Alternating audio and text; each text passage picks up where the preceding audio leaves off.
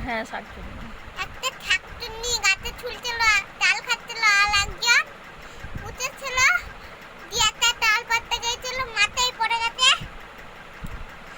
আর হচ্ছিল একটা কাগজ নিয়ে গেছিল, তখনই মুখে দিয়েছে, তোর মাথায় পড়ে গেছে। দিয়ে একটা বাদাম খেয়েছে, দিয়ে একটা পাতা খেয়েছে, দিয়ে একটা চাল কুড়িয়ে খানে, দিয়ে একটা পাতাকে নিয়েছে, কিছু খেয়েছে।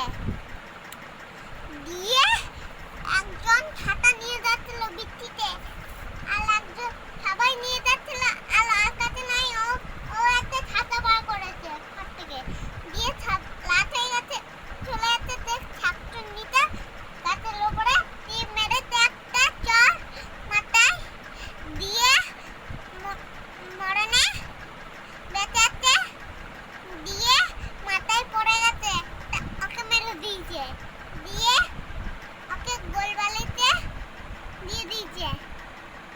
দেখেন একটু। এইটা হচ্ছে এই ছাতা, এই যে আমার খাতা, ঠিক আছে, এই যে বাদাম, ঠিক আছে, এই যে গোল বালিশ, ঠিক আছে, এই সবগুলোকে নিয়ে হিজা একটা গল্প বানিয়ে দিল।